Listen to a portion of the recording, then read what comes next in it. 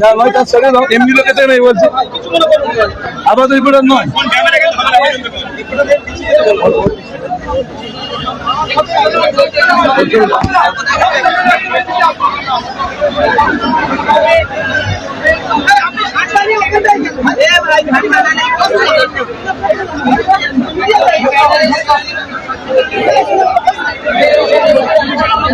Report আছে এমনি আমবানু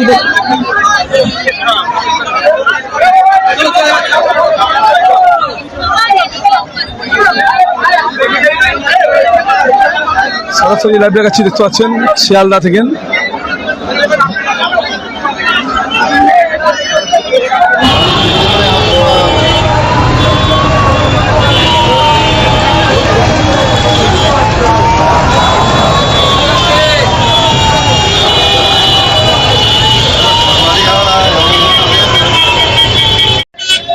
HSC Habib media ও Sealdah TV, আমি শেখ হাবিব রয়েছি আপনাদের সঙ্গে।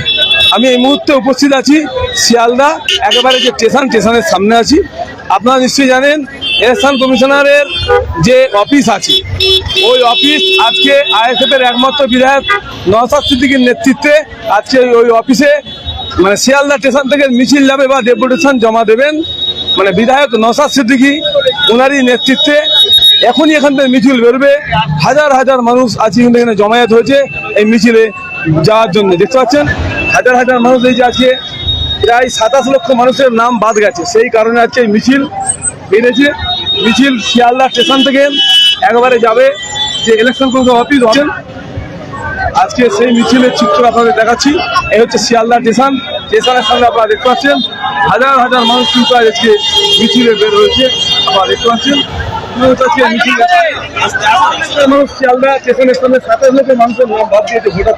এই যে হাজার হাজার মানুষ দেখছেন, নওশাদ সিদ্দিকীর উপরে বাংলার মানুষ ভরসা করেছে।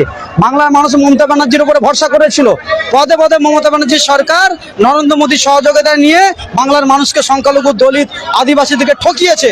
মমতা ব্যানার্জি বলেছিল এসআইআর হতে দেব না, প্ল্যান করে মমতা ব্যানার্জি নরেন্দ্র মোদীর সহযোগিতা নিয়ে বাংলার মানুষের লক্ষ লক্ষ ভোটারদের নাম কেটেছে।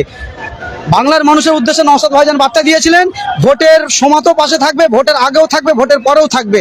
তাই নওশাদ ভাইজান যেরকম কথা দিয়েছিলেন 27 লক্ষ মানুষের যে নাম বাদ গেছে তাদেরকে নিয়ে আন্দোলন নেমেছেন, যারা তাদের ভোটাধিকারটা ফিরে পাবে। এটাই আপনার নাম এখন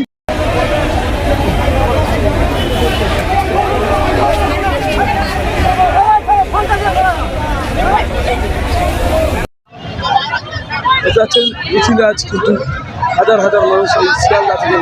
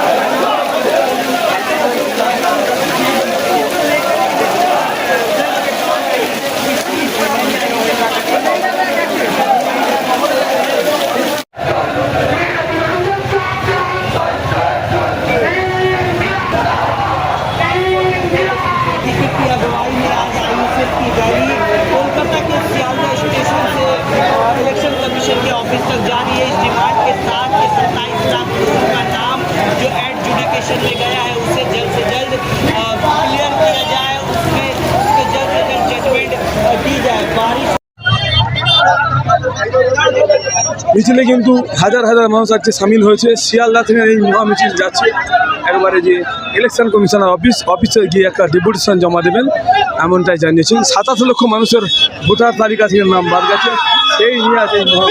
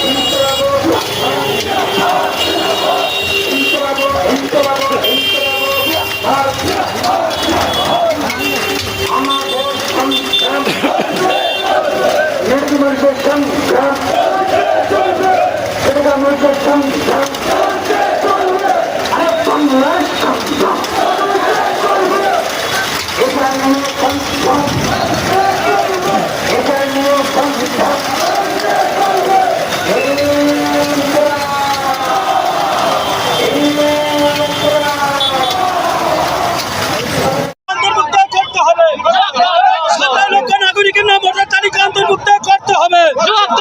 এই দাবিতে আমাদের সংগ্রাম, এই দাবিতে আমাদের সংগ্রাম, গণতন্ত্র বাঁচাতে আমাদের সংগ্রাম, সংবিধান বাঁচাতে আমাদের সংগ্রাম, আমাদের সংগ্রাম, আমাদের সংগ্রাম,